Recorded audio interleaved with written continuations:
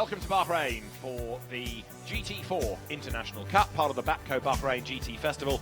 And this is qualifying race 2, about to get underway. We had a very lively hour-long race earlier on. We have the 5-minute countdown almost completed, ready for the formation lap for race 2. A slightly depleted grid because we have lost a BMW from the very back of the grid. David Addison trackside along with John Watson, and Bruce Jones is down on the grid, where, before the race gets underway, he has discovered Jerome Policon. Jerome Policon, your team, ACA ASP, it's grown and grown, and this weekend you've moved away from being the principal, now you're a driver again. Is that great? Yeah, it's an experience with Thomas. He wanted to share the car with me just for this weekend, so I feel a little bit rusty, but I enjoy a lot during the race. There was a very interesting fight, and I don't know if we'll be back again, but I hope this evening we can finish in the top 6. It's looking fairly good so far, but in the GT4 International Cup, there's a lot of time on the track, a lot of time for Thomas to learn and for you to feel how unfit you are. Yeah, it's a very nice competition, especially for young driver. You can see very young driver. We are very quick in GT, and the best example is Jim Pla, which did the season in GT4 with us, and he was second all this stint in GT3 for the first time in the car. So I promise you, most of the guys on the grid are the future of the GT. Let us see. Thank you very much, Jerome. Bonne chance.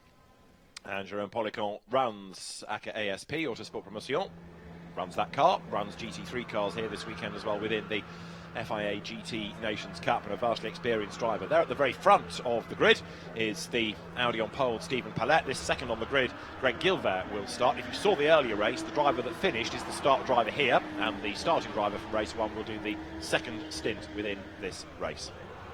So it's an Audi lockout at the front of the grid, and the cars will be released shortly onto the formation lap. Mandatory pit stops. We've got a new gearbox having gone into the KTM of Reinhard Koffler and Konstantin Schürl, but we've lost the Ricardo van der Ende, Julien Piguet BMW. It had an engine change after free practice, had to start at the back of the grid, and then the replacement engine went wrong, didn't it, in the first race, and that's that.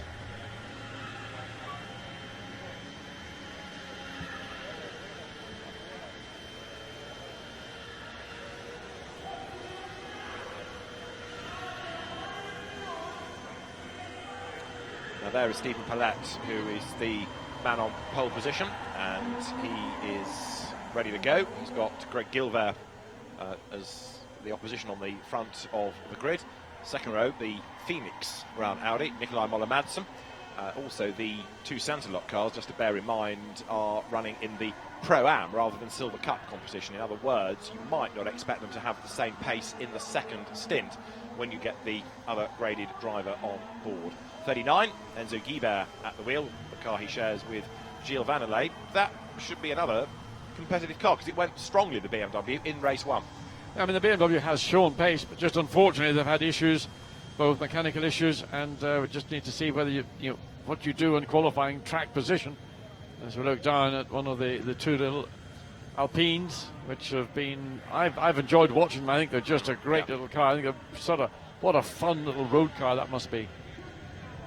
So you've got one Alpine starting at the back, which had a gearbox problem yesterday. Pierre-Alexandre Jean at the wheel of it. The other car with Antoine Leclerc starting is on the third row of the grid, alongside this BMW with the British-born, now Hong Kong-based driver Dan Wells at the wheel of it. Dan, who was very quick in UK single seated a few seasons back, went to China to ply his trade and has made a decent name for himself. Trouble is, he's dropped off the European radar a little bit. 222 Porsche won the AM Cup in the first race at the last corner of the last lap, when Nicky Leutwiler, who will start, dived up the inside of Johan Rosen's Ginetta, and alongside there is the very distinctive Audi that Max Hesse will go first in, that he shares with Gosia Rodest. There's another of the Phoenix run cars, that teammate to Nikolai Moller-Madsen and Milan Doccia's car, which which was victorious in race one. Race one won by Phoenix. Second was the Pierre-Alexandre Jean-Pierre Sonsenena Alpine up from the back of the grid. And third, the McLaren of Matt Nicol-Jones and Finlay Hutchison, which will start this race in the hands of Matt Nicol-Jones from 9th on the grid. Great variety. If you look down the grid, you've got Audi, you've got Alpine, you've got BMW, there is Porsche, there is Mercedes, there is McLaren, there is Ginetta, Maserati, Aston Martin in the mix as well. The lights go green, the green flags wave. Alain Adon, who is the race director, sends the cars away for the formation lap, ready for qualifying race 2. And they got one formation lap last time, so we anticipate it'll have just been the one, although it has been 2 for GT3 cars. It has. But reality is, after the qualifying in the grid position, particularly for the 41 Santa Lock car, we saw a stunning drive earlier in the day by Palette, and he has got that car. Look at what's going on, a real log jam of cars almost running into each other as they make their way slowly down into turn one. Some at the back were overrunning those ahead of them and had to take avoiding action, and of course cool tyres. Track conditions are probably at the warmest they're going to be at any point here this weekend, so that's something different yet again. They didn't practice in these conditions, but practicing in one thing, coming in and out of the pits, but then getting into a 1 hour race with a mandatory pit stop between 25 and 35 minutes, driver change as well, and of course the big issue will always be caring for your tyres. So the cars making their way up towards turn 4. Pirelli tyres, everybody runs on here, and it is going to be on the front of the grid then. Stephen Palette to line up alongside Greg Gilbert. The second row, Nikolai Moller-Madsen and Enzo Guibert. Audi's 1, 2 and 3, BMW 4. Alpine 5th for Antoine Leclerc alongside Dan Wells, BMW. 7th on the grid, Nicky Leutwiler's Porsche, and then Max Hesse with the Audi. 9th the McLaren of Matt Nicol-Jones. Lining up 10th will be Thomas Drouet in the ACA ASP run Mercedes. 11th on the grid, number 44, Aston Martin, which is going to be started by Matt George alongside Andy Merrick's Mercedes. 13th on the grid is Reinhard Koffler in the KTM alongside Johan Rosen's Ginetta. On the 15th slot is Brent Strom's BMW, possibly to join in Andrew Danilov, but his Porsche retired from race 1 and wasn't on the grid for this race. Then you've got number 72 of Eric Behrens and the Maserati of Piotr Chodzem.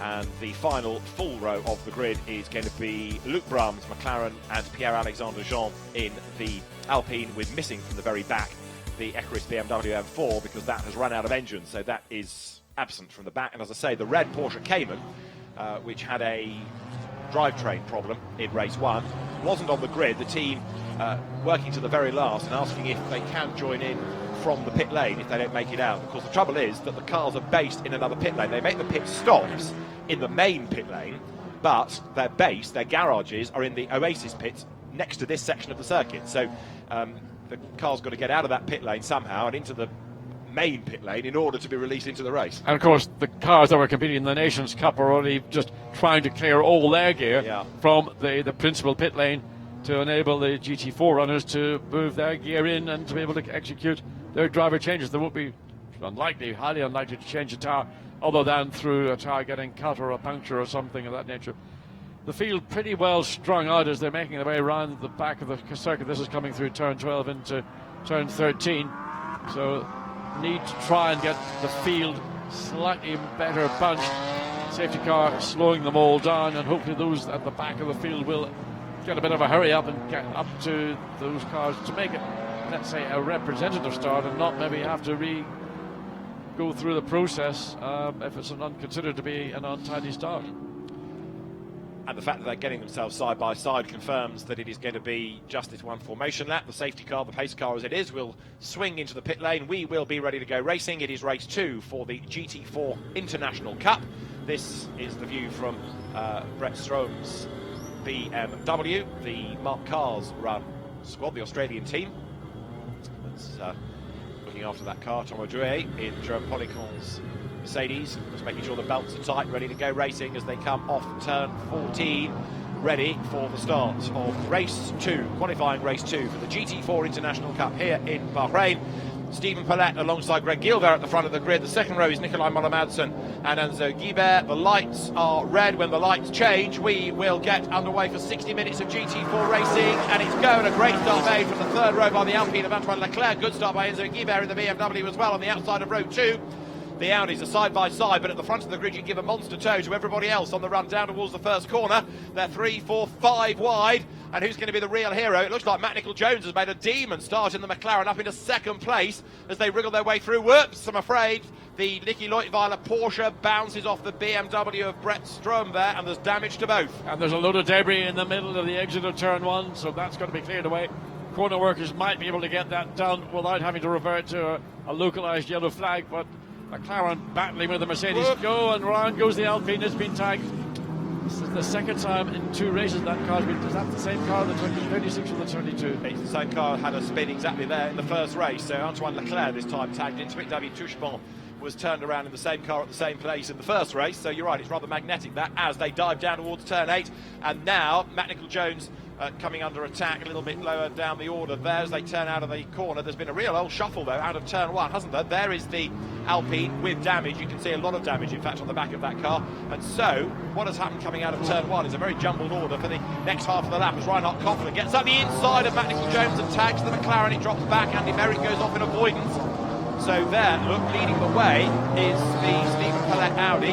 Second is Enzo Guibert, but up into third by the look of it from 10th on the grid is Thomas Drouet. Amazing first few corners.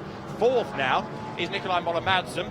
Fifth is about to be Matt Nicol-Jones. Sixth is Matt George in the Aston. Seventh is Andy Merrick. Eighth is Dan Wells. Ninth is Reinhard Koffler. And 10th is Greg Gilbert from the outside of the front row, dropping back as Matt Nicol-Jones gets crowded out by Matt George and Andy Merrick. Very experienced driver these days, Andy.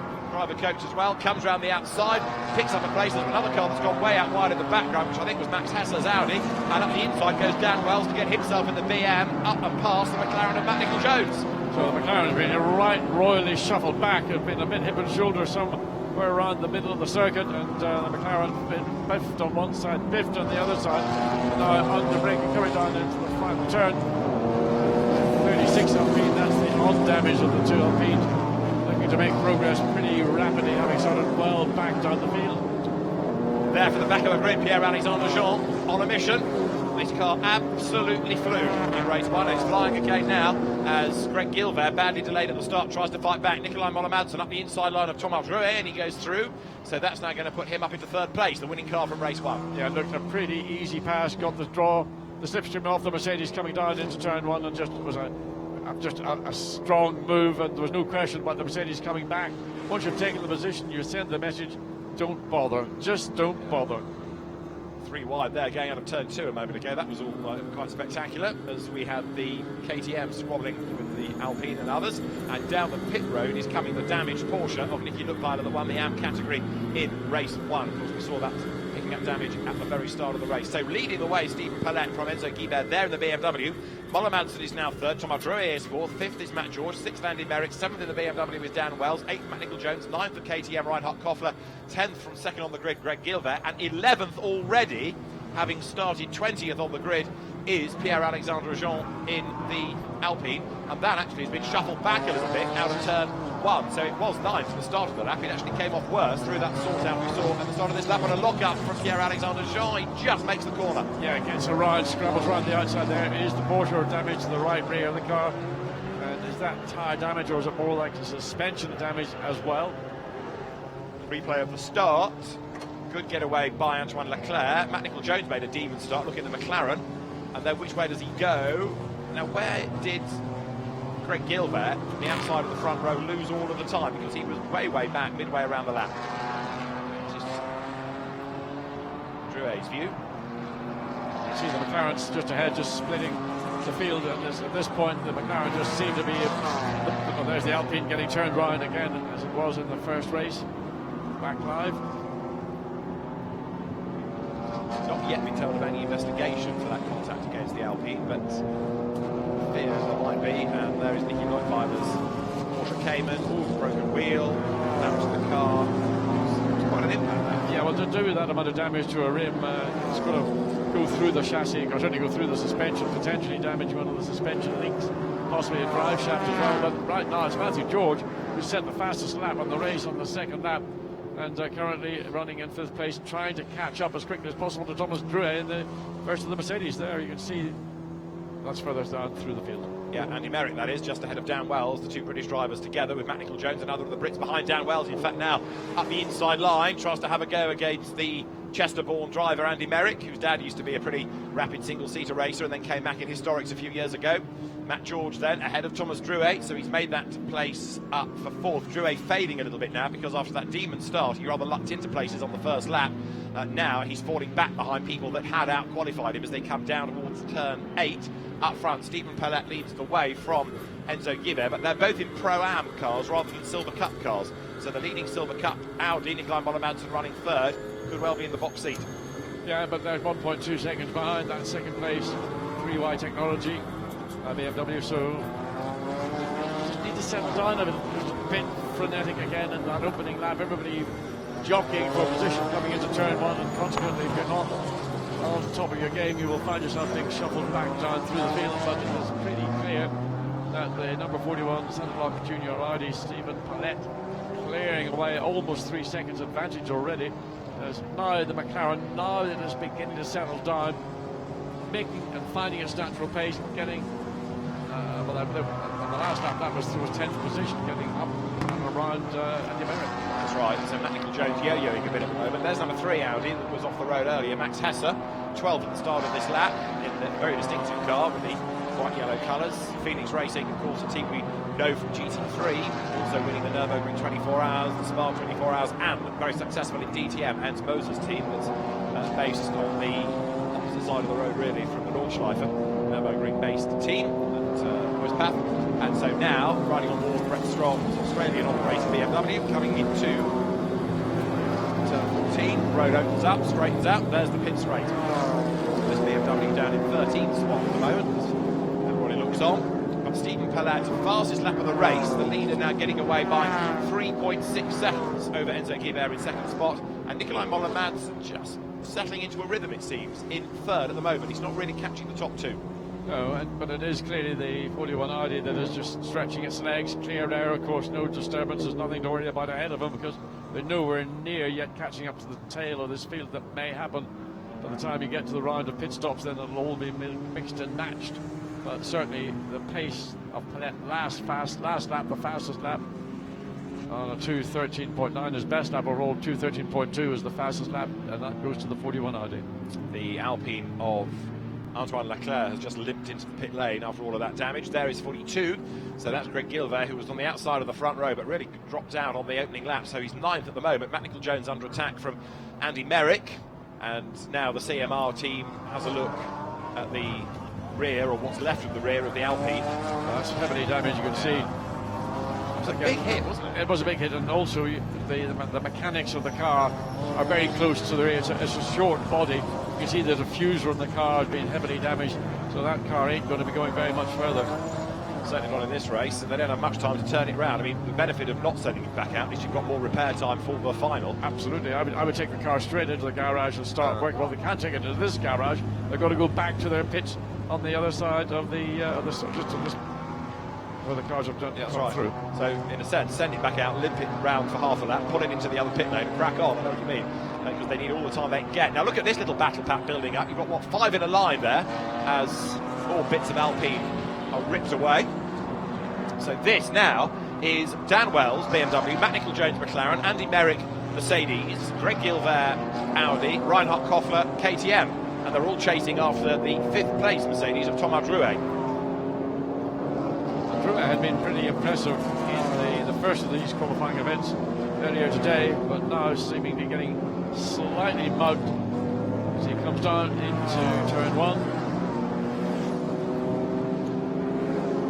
The team that operates that damaged Porsche came and also asking the same question: can we go back to the pit lane and repair the car? We're not sure we can make it out for the last race. So that Porsche has also suffered serious damage after a win in race 1.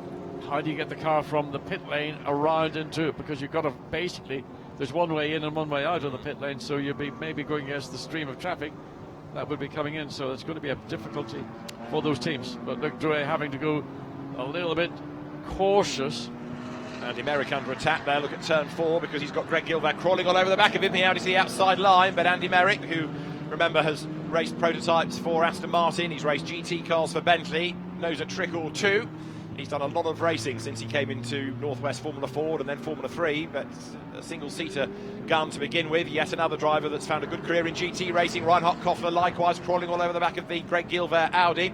An incident in turn 4 between the Alpine and 42 Greg Gilbert is under investigation from the first lap. Not surprised, not surprised. And Merrick under pressure from the Audi down into turn 10. Merrick has to concede because he saw that the Audi was so close to him he couldn't afford to close the door within contact and damage.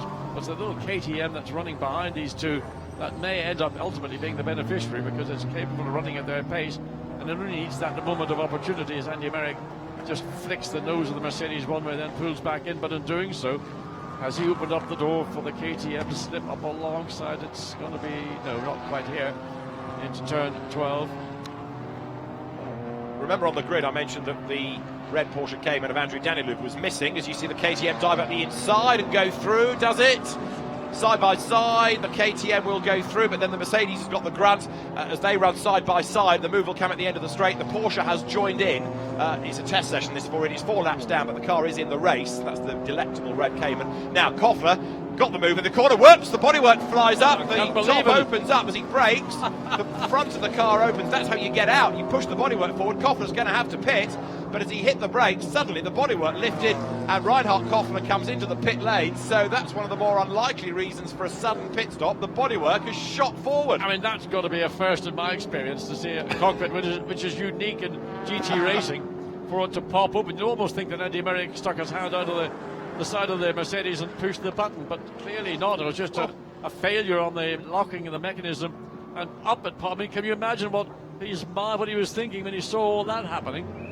My first thought when I saw it move was he hit something and the bodywork had compressed, but he hasn't hit a thing, it's just popped up. Well, maybe he hit the button, maybe accidentally in the cockpit, the release button, which would obviously have access to from the driving seat. Remember, you're sitting in a driver's seat with your seat belts on, so wherever the access button is to release the front of the bonnet of the hood. Well, weird, and in also has come 250 BMW, that's Brett Strom. So the pit lane's getting busy.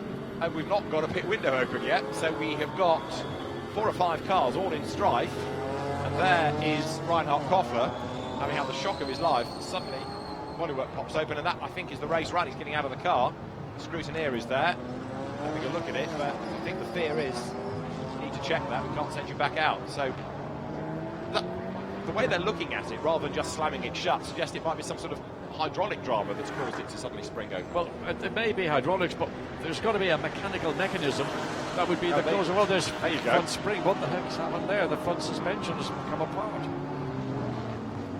Crikey. The damper appears to have failed, and that's maybe what's caused it. When the spring was released, the shaft on the damper is actually broken. There you can see the damper body, but the shaft is attached to the mounting. So the whole thing's come apart, and as a consequence of that, that's what's popped, and it must have released or damaged the mechanism that keeps the cockpit lid in position.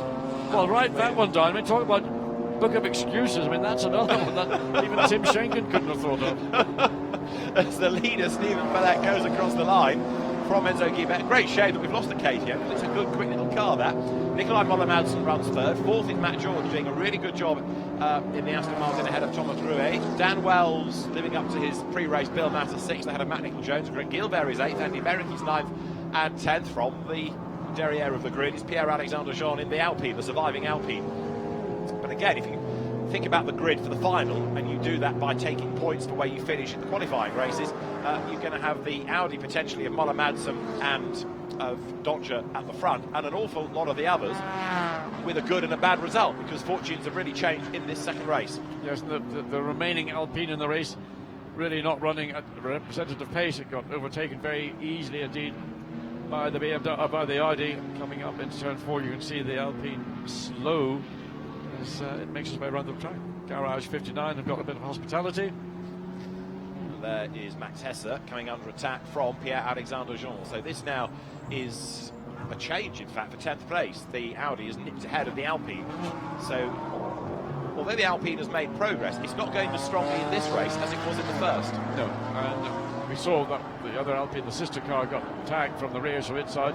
Sister car had good pace, then it seems to have dropped away. We don't have an explanation from the pit lane. as to what the cause may be. Now that's initially a good view, and a very daunting way of spending your afternoon. It's not for me. Absolutely no way in this world you ever get me sitting in the seat, let alone lifted and dropped like that. There is third place finish racing by Muller-Master. 5.6 seconds behind the leader, but more crucially, just 1.7 seconds behind the second place three by BMW. Now, at the moment, it's pretty calm up at the front, and it remains Stephen Paulette that leads the way. But, as I say, the Pro-Am cars, first and second, won't necessarily have the same pace in the second stint as the Silver Cup cars. So the third place there, it is green and white Audi of the Phoenix team, is still very well placed. Matt George fourth, that's Pro-Am. Thomas Drouet fifth to give way to Jerome Policon. Now there, isn't that a lovely sight? The splendid Red Cayman. It would be if I was on the racetrack, but not sitting in the pit lane. Testing, sorting out the problems of race one, getting ready for a heroic drive in the final. Andrew Danilov behind the wheel of that car.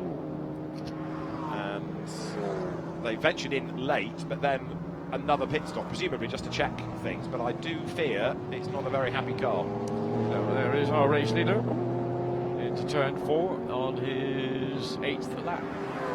Stephen Paulette is by 3.797 seconds leading the way. It all got a bit frantic to begin with, but it's certainly calmed down now.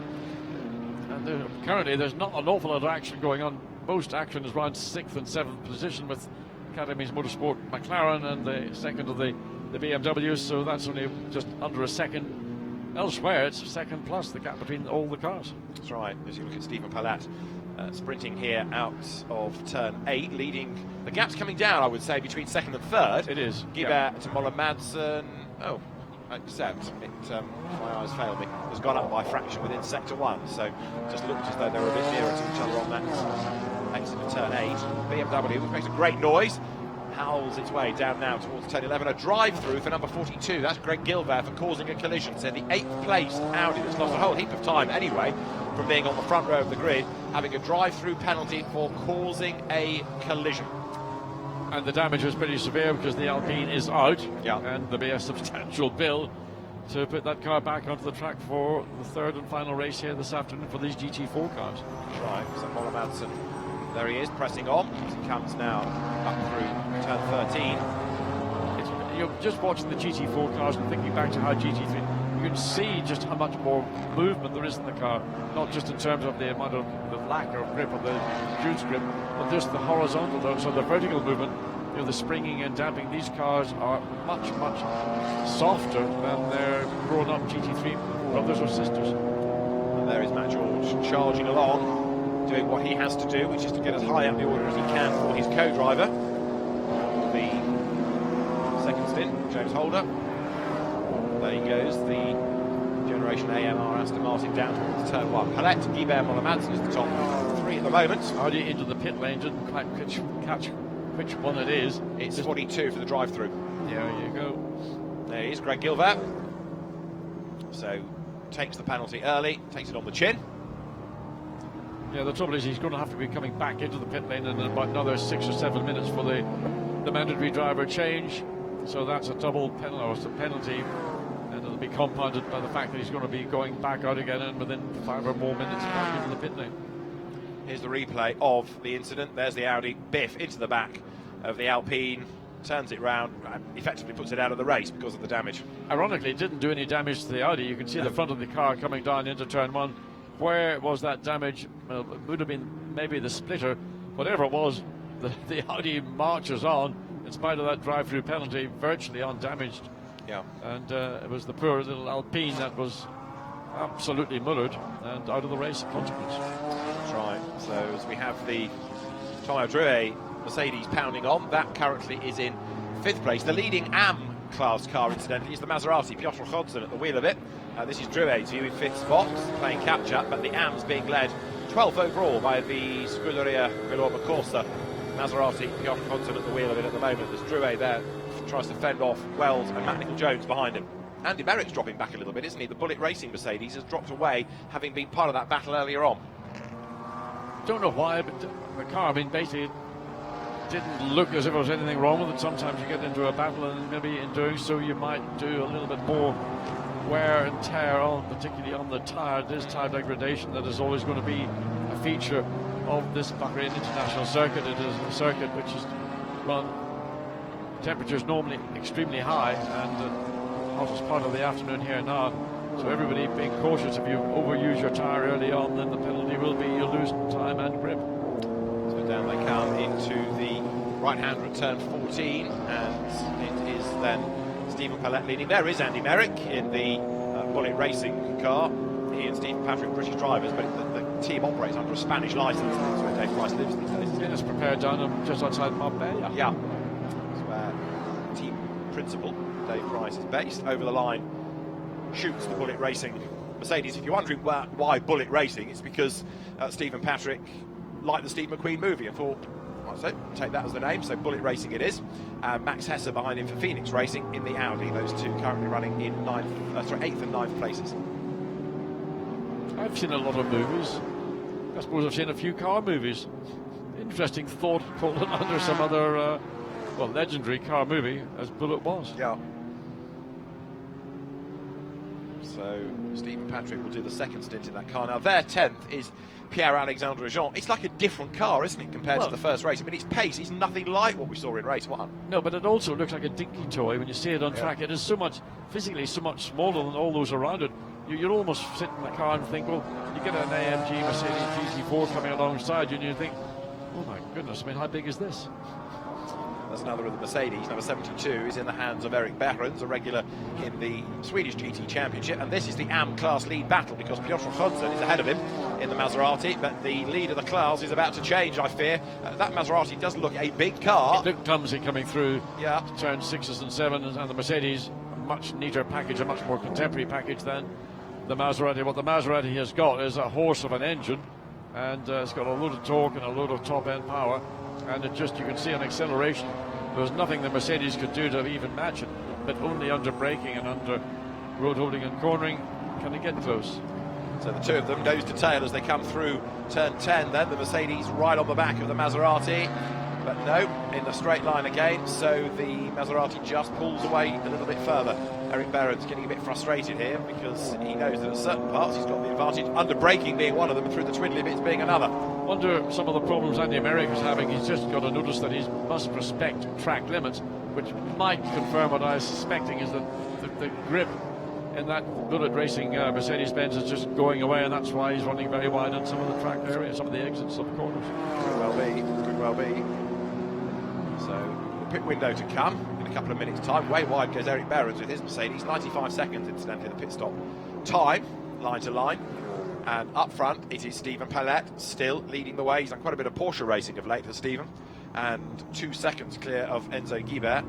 7 seconds back now is Nikolai Moller-Madsen. I'm surprised, given that Moller-Madsen is a very quick driver, that he's not matching the pace of the other two, unless he's just running to a pace. Well, he could be running to a pace because obviously they've got one more race at this GT4 series here this evening. So whether he decides that I'm going to run at the pace I am and just hand the car over to give him a decent car rather than overuse the tyre, which is maybe what's happened in the case of the 33 Bullet Racing Mercedes. So you hand the car over to your teammate with a significantly less amount of grip, wouldn't go down maybe particularly well.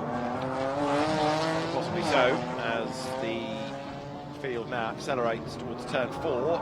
So still the AMs together. In other words, you've got Hodson ahead of Behrens, and then Greg Gilver 13th after that drive-through. There is Lisette Brahms, is at the wheel of the McLaren. That car currently down in 15th spot. Luke Brahms, Lisette's husband, will take it over. Son Max runs the GT4 European Championship. He's the organiser of this International Cup as well. So the Brahms family totally imbued with GT4 racing. The pit window will be open in 40 seconds time. There is Stephen Patrick thinking about what he needs to do. Well, I just wonder, is Bullet Racing going to bring that 33 Mercedes in at the earliest opportunity and hand it over to Stephen Patrick? Clearly with that warning about track limit abuse, Andy Merrick will be happy out of the car, I would have thought. Hodson still under attack, but now it's from Greg Gilver. So the Audi has split the two AMs, and Piotr Hodson still having to fend off a car, but it's a different car now. It's one out of Pro-Am, not Am. And Greg Hill there from the outside of the front row. Disappointing stint, really, because of losing places. And then the penalty, dives up the inside, gets the place back, but of course he's only there because of the drive-through earlier. Pit window is now open, waiting to see. We've had a lot of retirements, actually. We've lost 5 cars already, and one didn't even take the start to add to that. In comes 36, interestingly, Pierre-Alexandre Jean, to give way to Pierre Sonsinena, who was very impressive indeed in the first race. Let's hope this pit stop changes the fortunes for the Alpine team. There's the Maserati also coming in, having been under pressure for some time from Mercedes behind. It's now peeling off into the pit lane. The Alpine runs down to its box. It's more or less at the end of the pit lane. Always prefer to be near the end of a pit lane when you do your changes. I don't know why. It always seems that it is marginally quicker. It shouldn't, but it always gives you that sense. So there it is, Lisette Brahms to give way to Luke in Piotr Hudson in the Maserati. Brother Antoine will take over, but I'm a bit concerned about this Alpine. Its pace is nothing like what we expected. Again, work around the rear of the car. You can see there's 2 or 3 engineers all, well, they're just checking tyre pressures as well as just maybe checking tyre wear. Certainly the tyre pressures are being adjusted. It was a gearbox drama that really hurt the car, as well as a puncture within the qualifying session. That's why it's Still working on the left rear of the car, so the doors are now closed and the Alpine Ultimate with issues gets fired up. A little turbocharged 4-cylinder engine sitting in the back of the Alpine, waiting for the indication to allow it to go. A minute and 35, remember, is the pit stop time. Here is the AM battle raging on as away goes the Alpine, but there Johan Rosen in the Ginetta now is ahead of Eric Behrens. So with the Maserati pitting, that's the lead battle for the AM class on the track, and 2 new leaders, because Eric Behrens has the lead and then he loses the lead to Johan Rosen. The Alpine, very good pit stop, literally 1 second over the 95-second minimum amount of time, so that's why we saw it being held. So the team have turned that car around as quickly as they certainly can do, and let's see whether the 36 Alpine can make any further progress. In the remaining 32 minutes of the race, as down now towards turn 1 goes the Maserati. In comes Matt Nicol-Jones to give way to Finlay Hutchison, who was impressive in his stint in the first race at the start of the day. And the McLaren has been there or thereabouts, but not quite as competitive as I thought it might have been, actually. In comes Max Hesse as well. They were 25 and 30 seconds respectively away from the leaders. The Phoenix team brings in one of its 2 cars. Academy Motorsports brings in its McLaren. And more track limit warnings, one for Max Hesse, who was just pitted, and another one for Andy Merrick. Oh, where did that happen, I wonder? So clearly the 33 Bullet Racing Mercedes not performing at the level it would normally do. We see the McLaren in for that change, so Finlay Hutchinson will be in the car, the belts. McLaren, of course, made a monocell. It's a carbon fibre monocoque chassis, unlike production cars, even the Ginetta, which is a tubular frame. There is the Swedish driver Peter Larsson about to take over from Johan Rosen. Nicol-Jones has done up the belts, now the netting, and now closes the door on the McLaren 570S for Finlay Hutchison. Matt, very rapid driver, as I say, runs the team. These guys get ready to release that car as there Johan Rosen goes and has a word with Peter Larsson being strapped into the Ginetta. On his way is now, sorry, on her way is Goshia Rodest, who's taken over from Max Hesse. Finlay Hutchison goes and should stay ahead on the pit stops. Yep, and by being in pit out, just keeps on accelerating. Good stop, just got ahead of the Audi. It wouldn't have been an easy pass because that car did show again good pace in the earlier race today. So gets clear and clears number 3. It's a bit tight, that. A bit tight because the McLaren's pit stop was 1:40 and 1:36 for the Audi, so 4 seconds slower in the pits. It only just got out ahead. It absolutely just got through, and that's all it had to do. Yeah. I mean, once it's ahead, then hopefully we'll stay ahead as the 4th place Audi comes into the pit lane, and then we will see, because that's a strong driver lineup. Yeah. There's Milan Doncic to take over from Nikolai Malum-Madsen. Where that car was 14 or just under 15 seconds behind the leading Santa Lock Audi. Whether a single driver, Milan Doncha, can make up the difference in time is a big ask. We're just coming up to the halfway point of this race. It's a slightly phony gap in as much as you cross the timing line in the pit, so he's already going slower, isn't he? So the gap widens while he's going slower. So in real terms, it might be a little bit less than that, but I still think they could win this race because they're going up against, in the Pro-Am cars, the slower driver in the second stint, which you'll see. Now there is Peter Larson, fresh into the Ginetta, battling with Anthony Hodson. This is for Am Honours, don't forget. We saw the battle in the first stint, it's happening again, and now Anthony Hodson, who's the quicker of the two brothers, trying to fend off number 51 Ginetta, Peter Larson, the redoubtable shape of Peter, having replaced in the car Johan Rosen. Well, the little Ginetta being just unable to match the grunt from the Maserati out of turn 8, but certainly it is sufficiently nimble as we go back. I haven't seen this for a while. The lead car with a 1.2 second advantage over the second place BMW. Not a huge amount of comfort zone. That the gap has actually been coming down bit by bit. BMW has been quick in the last lap or so. Certainly on the last lap, it was but almost a second quicker than the lead Audi. And we're on lap number 14. We've got still half the race to go, just under.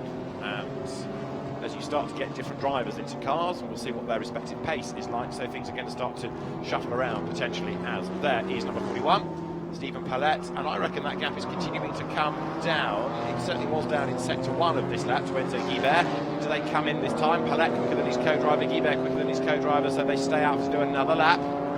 Over the timing line they go. So the gap just 1.3 seconds between first and second place. And I think both of these cars will be pit lane bound because we only got 28 minutes or so of this pit lane window being open, and they won't be able to do more than a single lap. So BMW has hunted down the lead Audi successfully as the 33 Mercedes ultimately comes in pretty late in its run likewise. So down the pit road comes Andy Merrick to give way to Stephen Patrick. Track limit warnings, of course, having befallen Andy. Maybe, as John was suggesting, it has been a difficult car to drive, but the Mercedes comes in, and from Stephen Patrick's point of view, it's a good idea having Andy Merrick with him because he can learn a lot from the experienced British driver. Stephen Patrick rushes round to the side of the car, wrenches open the door, out steps Andy Merrick, in gets Stephen Patrick, windscreen cleaned of all the dead insects. There in the background, leaning on the tyre trolley, is Dave Price. And there is the 42 Audi back in. It's had a drive-through. This is its scheduled pit stop, its regulation pit stop for Greg Gilvaire now to give way. So it's going to be Fabien Michel that takes over number 42. 41 is going to go on the round of pit stops to Michel Blanchemont. And Stephen Palette still having to fend off Enzo Guibert, 1.3 seconds. It's not a very big comfort zone at all, as John was suggesting a couple of laps ago. No, it's not, and that's going to be a tight pit stop for these two cars, for the centre lock Audi and for the 3x Technology BMW. It'll be really, this race could be won or lost by the pit stops. You've got a 95-second minimum amount of time you're allowed to be in the pit lane, so anything over that could work to the value or the favour of one of these two cars. Absolutely, and that gap has come down under braking. So is this the lap on which Stephen Palette comes in? I think he's going to have to because he's running out of time. So leader is in, and second place will go with him. So down the pit road they come. The top two at the end of lap number 15, Stephen Palette and Enzo Guibert for Audi and BMW teams respectively, down the pit road now. So keep an eye on these two teams to see who can turn their car around. Unless there is any issue, I would have thought they both do pretty much 95 or 6 or 7 second stops in and out. Yeah, they're well-drilled teams. Well, they're good teams. Yeah. Centerlock and 3x Technology, both teams. The BMW is slightly further down the pit lane, so therefore shorter run on the limiter before get back on the throttle as the Centerlock team driver change takes place. Likewise with the BMW. So Gilles Vannelet, Clio champion, GT3 champion, French GT champion, he will take over the BMW, and there Michel Blanchemont is going to be strapped into number 41. Sansalot, the team that we've seen doing a good job of late in GT3, winning at Spa 24 Hours, for example, in the past, as well as in GT4, operating the Audi that did lead. And this is the danger car. This is Milan Doncha now. He was third in that first stint. Can the car take over the lead on the pit stops? Doubt it. Can it take over the lead on the second stint? Very possibly, very likely. So that's the car that's the real danger to these two in the pit lane at the moment. So there is Milan Doncia making his way out of turn 14. There is Enzo Guibert ready to go. Sorry, Gilles Vannelet now in the Enzo Guibert car. Michel Blanchimont is on his way. Go, go, go. Oh, come Gilles on, get Vannelet. it fired up. Hasn't got it fired up. Waiting the Audi will be coming down as the Audi's gone through. So there's the leading Santalot car. Look in the background. Here comes Milan Doncia. So this is it. The top three are all going to bunch up. This car's up to proper pace. There are going to be gaps, but with 25 minutes on the clock, give or take, we've got a proper race on for the top three places now. So the lead car was 2 seconds over the 95 seconds. The second place car 5 seconds over, and third place just 2 seconds.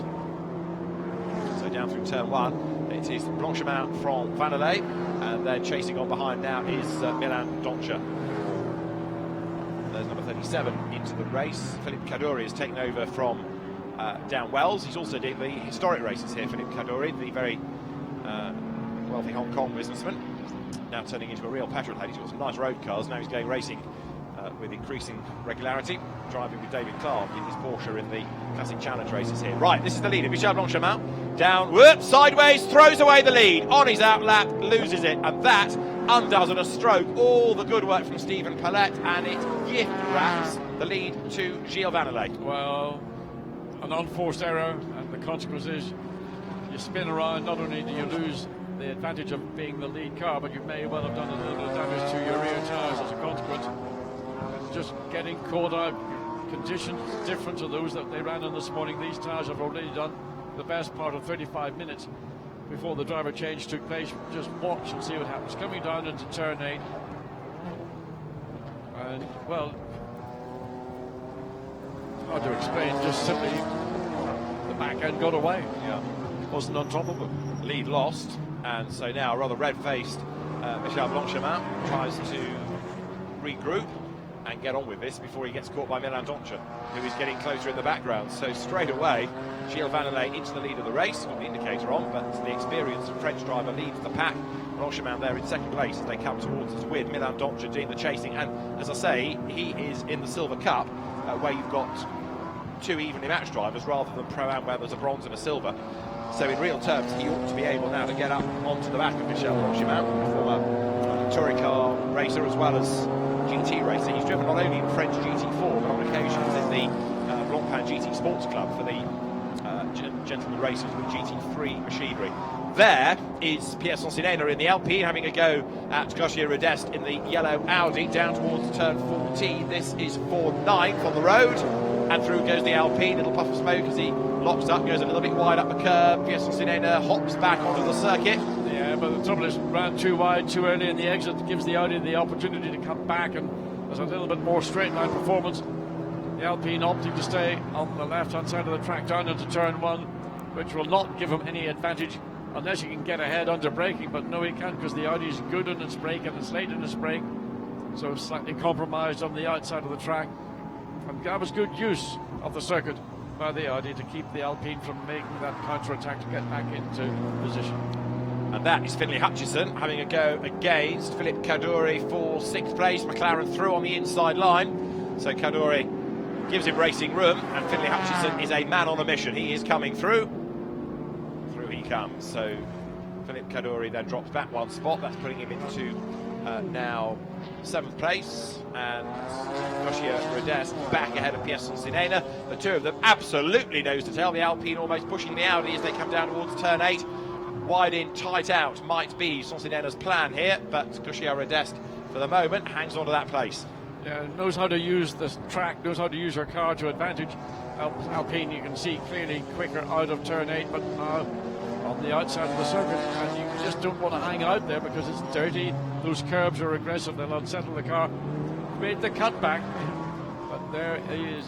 Did Doncia get ahead of Michel Blanchimont? He did. So that's a pass for position. Absolutely. Don't forget that number 5 Audi anyway leads the Silver Cup, but he's now up to 2nd overall, and so Milan Doncia was at the start of this lap 5.9 seconds behind Gilles Vannelet. This was the Rodest versus Susanena battle. Watch the undercut. See the way the Alpine just tucks in, so neat and tidy and so efficient. Great drive. Just immediately that initial throttle picks up and drives out of the corner. Has gained the advantage back again. Whether it can sustain it further around the lap, we'll wait and see until they come on start finish line. So the leaders go through, and it is 6 seconds then between Vanderlei and Donja. And there was a slower lap by the Audi because of the overtake. So now he's got a clear road ahead of him, and Donja can press on. Blanchemin is trying to stay with him. In fourth place there is Jerome Policon in the Mercedes. In fifth place it is James Holder in the Aston Martin, doing a good job, but about to be caught by Finlay Hutchison. Sixth in the McLaren. Seventh is Philippe Kaduri. Eighth now is Pierre Sancinena. Ninth is Gauthier Rodest. 10th Stephen Patrick in the Bullet Mercedes in the background. So Vanderlei versus Donja for 6 seconds to be made up in 20 minutes. It should be on that, shouldn't it? From what we saw in the first race this morning, you would have to say yes. But the pace that the BMW is running at, I mean, to take 6 seconds out when they're both running approximately within a tenth of a second of each other when they get clear laps, it's going to be a big ask. What may again be the factor is coming into traffic, some of the traffic that's going to be lapped. You have to look to those opportunities to try and make the best of it. But right now, Finlay Hutchinson making the best of the McLaren. He tries to find a way down the inside of James Holder in the Aston Martin. Good move through on the outside at 7, the inside at 8, job done. So Finlay Hutchinson goes by. James Holder, ever improving driver, slots onto the tail. Remember, of course, that here Hutchison is a Silver Cup racer, whereas James Holder is a Pro-Am, and he's the Am, the Pro having been Matt George in the earlier stint in the race. 18.5 minutes on the clock as they turn now out of turn 10. Aston goes a little bit wide there. So maybe just feeling the effects of a tyre that's now run for 2/3 of this race. There is the lead BMW. And the gap still just over the 6 seconds. They're now coming onto the straight. Great to see what that gap is going to be, or coming down, I should say, to turn 13 down into 14. So the gap, 6 seconds, and the Milan Donja needs to be taking sort of lumps almost out of that 6 second advantage if he's going to make any further progress with 17 minutes and 50 seconds to go. Comes across start finish line, so we'll get that gap. It probably is going to be somewhere around about 5 and a bit seconds. Not going to be a huge amount of difference. So Milan Donja comes past, what is it? Oh, 4.8 seconds, more than I thought. Certainly took over a second of the advantage of the race leader out on that last lap, lap 18. So the gap coming down, as you see there, number 39 BMW in the lead of the race, Gilles Vanderlei. Sprinting his way now out of turn 3, 4.8 coming down there is the chasing Audi in the background. Vanderlei would like to win the race, of course, but he would also like to win his class, and as long as he stays ahead of the blue-nosed Audi there in third place, then that will be the case. So even if it's second in the race, a class win would still be going his way. The Silver Cup Audi chasing on, bringing down that gap. 17 minutes of the race to go. The pit stop of number 72, Eric Behrens and Mats Ek Tidstrand, is under investigation because it's 89 seconds, which is not 95. Blanchimont in the Audi that had led this race, falling back. It's now 2.7 seconds behind second place. Phoenix Racing Milan Donja. And the danger will be that the 88 AKA ASP Mercedes-Benz, currently 6.5 seconds behind, might, in the 16 or so minutes remaining, be able to get into a position to make that a possible podium for the top three. Jerome Policon certainly is pressing on, catching Blanchemin. And this is Jerome's view. Traces his origins all the way back to Formula 4 and 1600 in the days when there was a really competitive French championship in the 1980s. Formula 3, Formula 3000, sports cars, one-mate Renaults, GT cars, and then of course a team owner as well as a driver. This is out of turn 12 now, up towards the tighter right at turn 13. I mean, normally you never see a Mercedes having to work as hard as this one is doing, but that's because we normally see it on a GT3. Yeah. But this is GT4 with a significant amount less of aerodynamic and rubber grip. So the car is moving around considerably more, but still a great turnkey car. Currently fourth place, 6.4 seconds behind third place. Number 72, I mentioned a moment ago, short of its pit stop. It gets a stop-go penalty of 6 seconds to make up the difference. Right, let's ride with the Mercedes. Let's have a look at the Bahrain International Circuit, John. Right, come across start finish line. In these GT4 cars, not a huge amount of difference in top speed. The difference is under braking capacity and obviously under the level of grip and handling you get from the aero. So on the brakes all the way down into, it's going to be second gear in my view. You turn in, it's better here to turn in slowly and make your apex than get the clean run to make the cut for turn 2 and then to get back into position to straight line the exit of turn 3. Then run all the way up here, still doing about 210 so kilometers per hour before you get on the brakes for turn 4. Ease the car in because you don't want to overrun the corner. It's a funny camber change that drops away from you there. Then immediately you're into turn 5. Then you've got to get off the throttle into turn 6.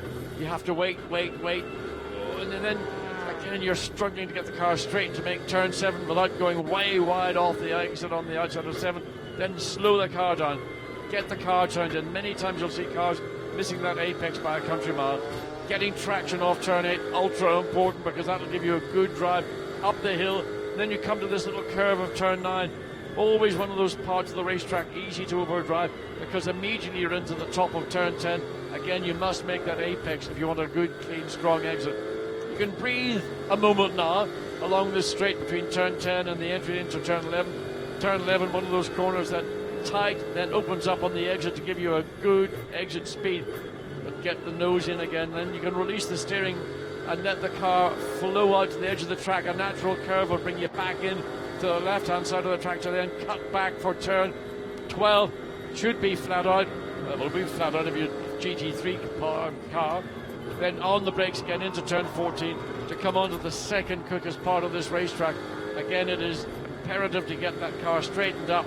The exit of all these corners are critical to the straight line speed you will achieve. So running down the hill into turn 14, get on the brakes, probably around about 130 metres, down 3 gears, make your apex, catches up to the tail of the 41 Audi, and it is now under real danger because the 88 Mercedes, to me, with the pace it's running right now, the last lap for that 41 was a 2 minutes 20 against the 2:17 for the Mercedes. And what is wrong with Michel Blanchimont? Has he got a problem, or is there just no grip left in that Audi's tires?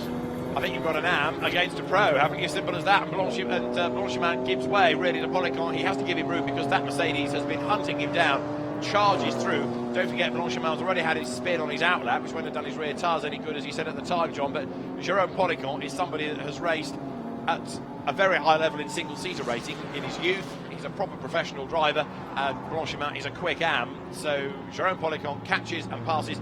Fascinating to ride with him on that lap and to see where he was gaining the time. Yeah, I mean, he was just quicker all over the lap. I mean, it wasn't just one part of it. What's interesting now is Finlay Hutchinson in the 5th place McLaren. It's now closing down onto that, what is now 4th place Michel Blanchimont Audi. So it's going to be a painful lap or two for the Audi. It knows that the McLaren is going to have just more natural pace. And Finlay Hutchinson was impressive in the opening round of this 3-race event, this qualifying event going on, and he's catching up. You can see just how much he's caught up even in the space of this lap. And there, 37 BMW, Philippe Kaddouri goes 8th at the expense of James Holder, who gets the place back on the inside line. So you've got 2 quick AMs here going toe-to-toe. Yeah, I mean, Aston Martin V8 and a straight 6 BMW, but look, the squirt of the BMW is slightly better position on the track to get that drive down.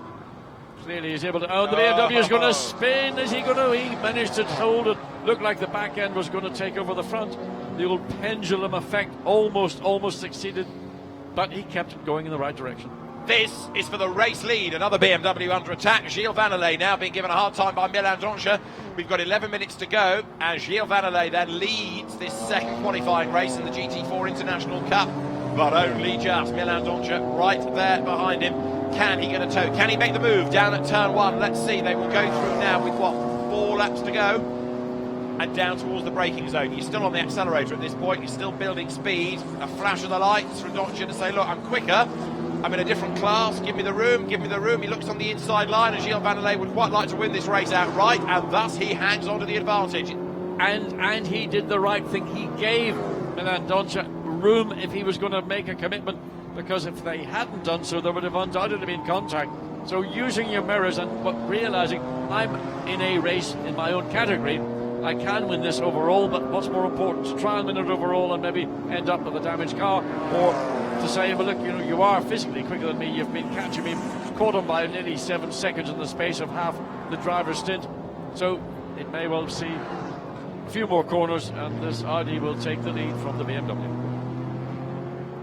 This is turn 8. Up the inside goes Milan Doncia. There's a gap, but it's quite a brave place to try, because if it doesn't work, it puts you on the outside line for the next sequence. The kink at turn 9, the sharp left at turn 10, where we've seen lots of people getting it wrong over the course of the weekend, and a good defence this being put in from Vanelay.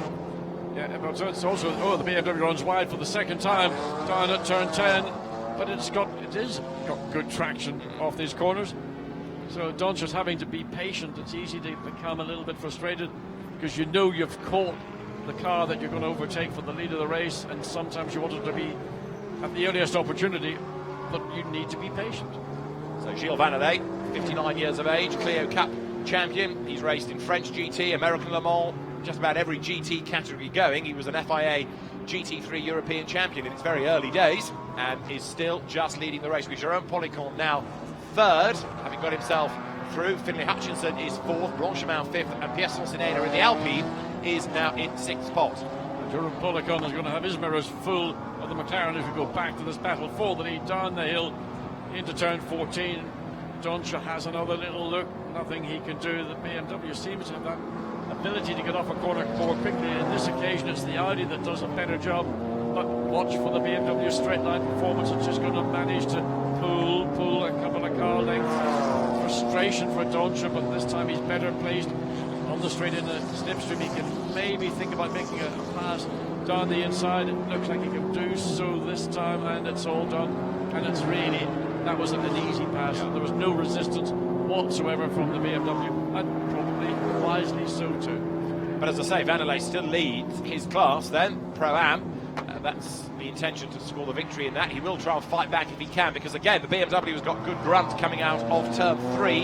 The Audi given an extra amount of weight coming into the races for today compared to yesterday in qualifying, so it's a heavier car, but even so, it is still the car to beat, especially when you put the European champions behind the wheel, Doncia and Moller Madsen in the lead. Now here is Finlay Hutchinson on the back of Jérôme Policon, so the British driver going for third place against the very experienced Frenchman now.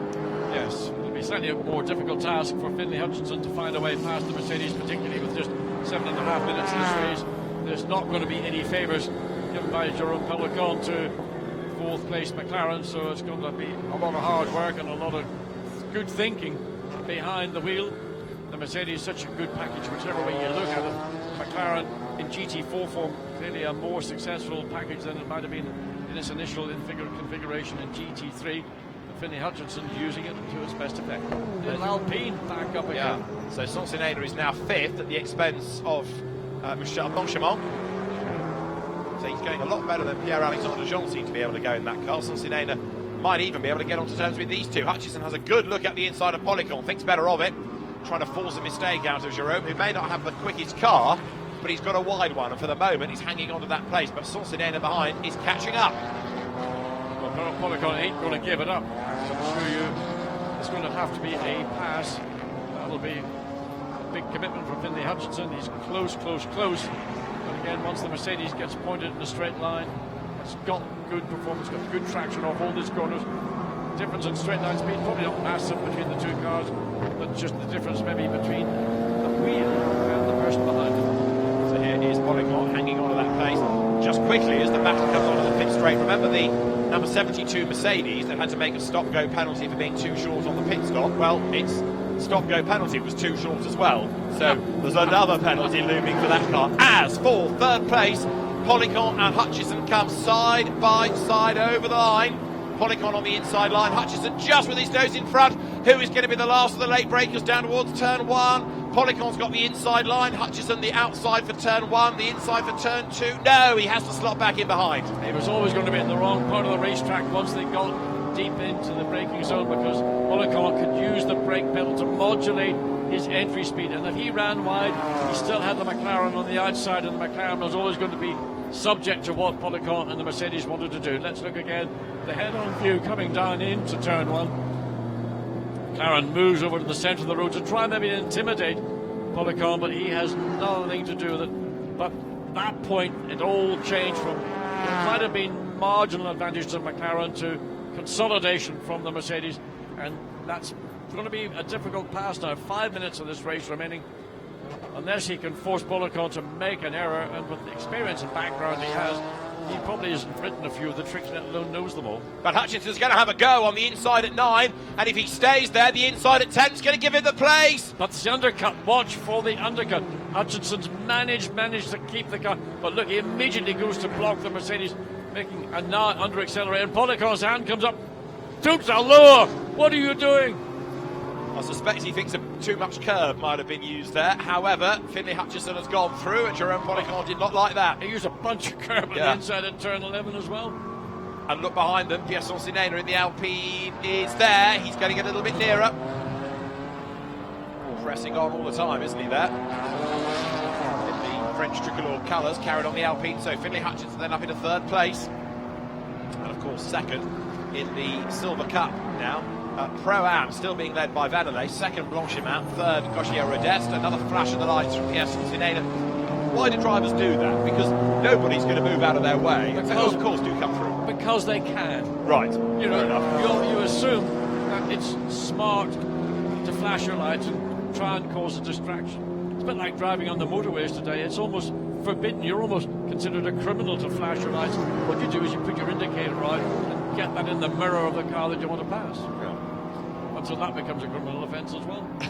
Well, for now, Sonsinena is doing nothing criminal. He's doing something very rapid, and that is his last lap was a 2:15.5. Policon a 2:18.8. So Pierre Sonsinena is much the quickest man on the circuit. Yeah, that was all due to the change of positions between 3rd and 4th. 33 Bullet has gone round. Now, why is he reversing to the gravel? Why did he put the brakes on to stop that occurring? That's Stephen Patrick at the wheel, and the Bullet car may have shot itself in the foot because from 11th he's off the road. Here we Stephen go. Patrick's going to dig himself in. And it's going to go. The flat underside of the car is just going to be now absolutely beached, and there's no way that car can come out of there by going forward. That is for sure. And is it in a vulnerable place or not? With only just under 3 minutes of this race remaining, you can see the positions 3rd, 4th, and the little Alpine pops up in 5th. And as you pointed out, David, it's running quicker than the 2 cars directly ahead of it, and it could get into position. Wouldn't it be amazing if it gets up behind the Mercedes and just nicks that position? So there's going to be one more lap for them at the end of this. Yellow flags at turn 12, where we've just seen the Mercedes go off the road. But look, I mean, Sonsinena is absolutely flying. In the first sector alone, he's taken half a second out of Jerome Policon, and he only had to make up 1.5 in order to get onto the tail of him. So he's nearly there. He's almost now within striking distance. And as I say, there's one more lap at the end of the race, as now battle is joined between 37, Philippe Cadore, and Fabien Machel in number 42 Audi. This is for 8th place, Pro-Am drivers both. So the Audi makes a different approach to taking turn 10 and benefits from doing so. Looks maybe to think about a move under braking up into turn 11, but not sufficiently close to the rear of the BMW to make that one stick. We go back to race leader, and there it is. Maladoncha comes across the line. He was 2.6 seconds ahead. The last lap is going to be 3.8 seconds, but is he going to be how much over the 3rd place? McLaren, well, 10 or so seconds behind that 2nd place, but it's all about 3rd, 4th, and 5th. And there they are coming down almost as one as they come down into the braking into turn 1. On the last lap. And there is Finlay Hutchinson then for 3rd, Jerome Policon 4th.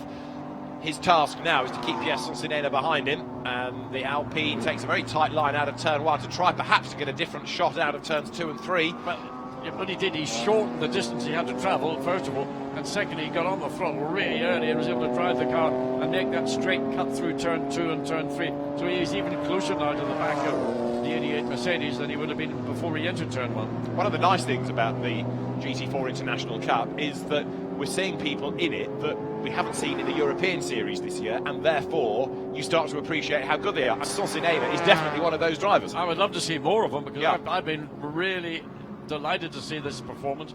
I think it's great to see another brand coming in, a minority, a small, I call them boutique brands, with the backing of the giant Renault empire, but nevertheless it is a brand that was infamous and famous in rallying way back in the 70s, coming back as a super production road car, but then making an even more outstanding little race car. And I say little because physically it's a much smaller car than its competition. Absolutely right. And there is the Audi R8, which again, when you compare it to the GT3 counterpart that's here, that looks tiny as well, but see one of these parts in the paddock, they do look big cars. But this is the leader, and there's Sonsinena makes a move on the inside at turn 11, trying to get past the Mercedes. He's got the inside line all the way through the corner. This is for fourth. He's going to go through. He's on the outside line at turn 12. Can he get the undercut for turn 13?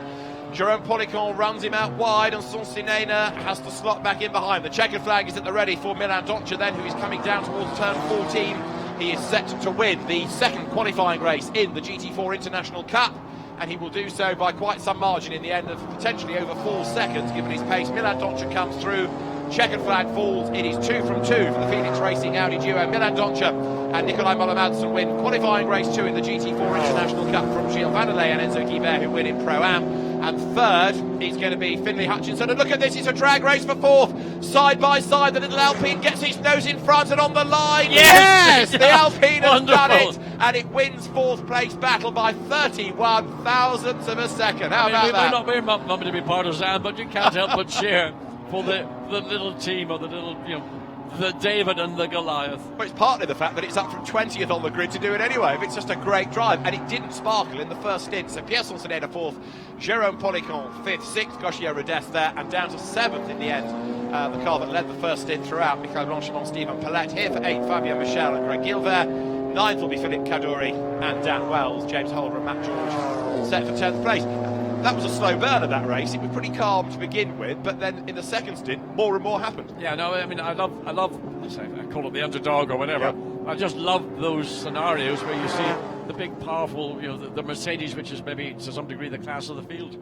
And there is the AM battle being resolved, and Anthony and Piotr Chodzin win from Peter Larsen and Johan Rosen by 0.226 of a second. So just like in race one, even though it's a different winner, the AM Cup very competitive again. I mean, look, you can't get any closer than that. I mean, great battles all the way through between the different categories, as well as within each category. There it is again, just seeing the Alpine just, I mean, on the straight line, how it managed to outdrag the Mercedes off turn 14 is something I need an answer to.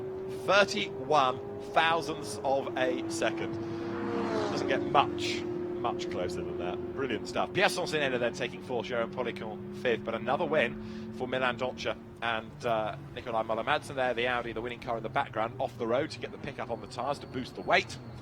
And disappointment for quite a lot of the field, because we lost one car before the start. We're not going to see the BMW again of Piquet and Van der Ende, but 6 cars failing to get to the end with either damage and or mechanical maladies. And there the cars turn off the road into the Oasis pit lane and paddock, and therefore self-contained over there rather than come to the main paddock. They will for the final, I think, because that's where the podium will be done, but they go straight to their own Parc Fermé area within that separate pit lane. So this Bapco Bahrain GT Festival giving us some very good racing, and there's one more race to look forward to within the GT4 International Cup. That's going to be on track, getting underway at 17:45, and that's in about an hour and 3/4 time. I haven't got that long before it gets underway, but there will be another race for the GT4 cars. Qualifying race 2, won by the Phoenix Racing Audi. Milan Doccia and Nicolai Müller-Madsen win from Gilles Vanderlei and Enzo Guibert, who win in Pro-Am. Third, Finlay Hutchinson and Matt Nicol-Jones, and Pierre Sonsinena and Pierre-Alexandre Jean take fourth ahead of Jérôme Policon and Thomas Drouet, with sixth Gauthier Rodest and Matt Tessa. Seventh for the Saint-Eloque, Michel Blanchimont, Stephen Palette, spinning Audi from the sister car of Fabien Michel and Greg Gilbert. 3Y Technologies BMW taking ninth ahead of the Generation AMR Super Racing Aston Martin 10th. To win the AM class, 11th Scuderia Veloba Corsa Maserati of Anthony and Piotr Chodzin from Peter Larsen and Johan Rosen, and then Luc and Lisette Brahms finishing third in the AMs with the Las Moras Racing McLaren. And only 14 get to the end. The penalised Mercedes of Mats Tidström coming home in 14th spot, sharing that car with Eric Behrens, but that was, of course, given the stop-go penalty. In the gravel, the Bullet Racing Mercedes, dramas with the front opening and a damper breakage for the KTM Crossbow. That was a retirement. Also out of the race was the Brett Strum, Mark Carl's run BMW. Out as well the second Alpine with damage. The sports car boutique Porsche never really got into the race. Damage for the similar car of the TFT squad, and a non-starter, the BMW Team France by Ecris Motorsport entry as well. So those are the results of the second qualifying race. We now look forward to the main race, to the final, that's coming up a little bit later on in the afternoon here in Bahrain. But for now, honours to Milan Doncia and Nikolai Müller-Madsen, and there, number 33, Mercedes, being hoiked out of the way, out of the gravel. That's the car that Stephen Patrick plonked off the road, and although it's now been retrieved, so the team has got a bit of work to do in a pretty short space of time to make sure that that is race ready in anticipation for the final. And there are quite a few teams in a similar situation here, trying to make sure that their cars are good to go. Stephen Patrick, okay, was a bit red-faced. Marshall's having taken the car out of the gravel. Hop clear. And our second qualifying race for the GT4 International Cup then at a close, as the teams, as I say, now start to prepare themselves for the final coming up a little bit later on in the afternoon.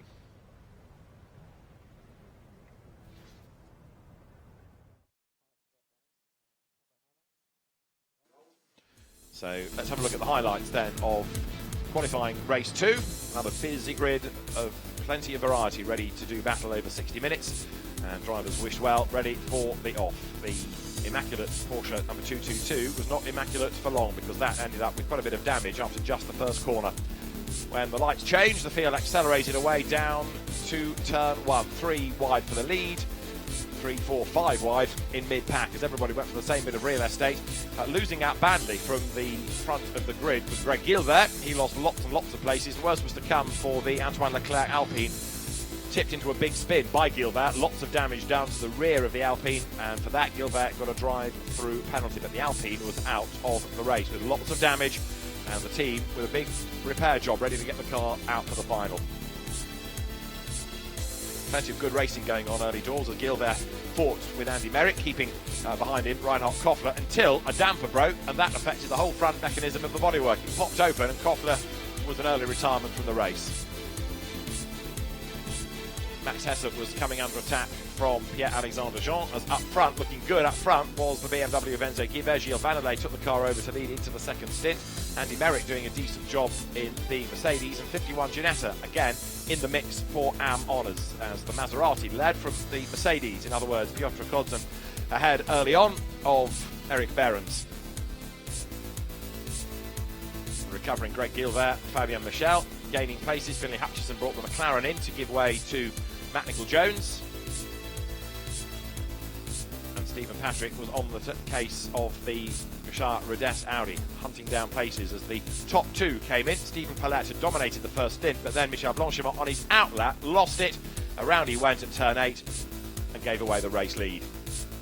Attention then switched to Pierre Sonsinena in the little Alpine, who was absolutely flying, diving up on the inside of car after car, picking off place after place, as Philippe Cadore had a big lose ahead of James Holder, but he survived it just and battled his way to the end, finishing in 9th place.